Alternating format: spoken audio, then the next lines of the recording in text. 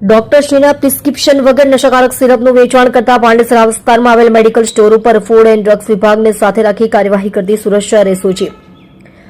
SOG police inspector Shri નાઓએ સુરત શહેર વિસ્તારમાં આવી નશા માટે ઉપયોગમાં લેવાતી ટેબ્લેટ સિરપ વેચાણ કરતા હોય તેવા મેડિકલ સ્ટોર્સ ઉપર વોચ રાખવા માટે એસઓજીની અલગ અલગ ટીમો બનાવવામાં આવેલ. તે દરમિયાન એએસઆઈ ઇમ્તિયાઝ ફકર મોહમ્મદ તથા પોલીસ કોન્સ્ટેબલ સિકંદર બિસ્મિલ્લાહ નાઓને ઉધના વિસ્તારમાં એક મેડિકલ સ્ટોરમાં આવી નશાકારક દવાઓ ડોક્ટરશ્રીના પ્રિસ્ક્રિપ્શન વગર વેચાતી હોવાની બાતમી મળેલ હતી, જે અંતર્ગત એસઓજીના અધિકારી માણસો તથા food and drugs inspector Shri SD Savaliya નાઓને સાથે રાખીને ઉધના અમન સોસાયટી દુકાન નંબર 2 સુરત ખાતે આવેલ રાતે મેડિકલ નામના મેડિકલ સ્ટોર ઉપર ટ્રેપ ગોઠવી ડમી ગ્રાહકને મોકલતા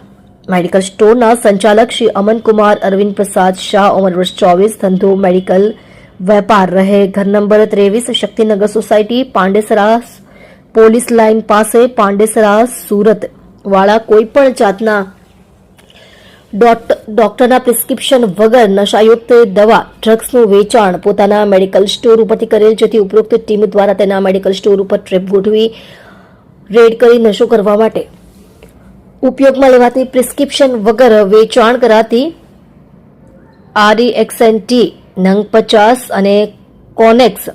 T10 નંગ 31 કુલ્લે સિરપ નંગ 81, જેની કુલ કિંમત ₹8,033 ની વત્તાનો મુદ્દા માલ મળી આવેલ છે.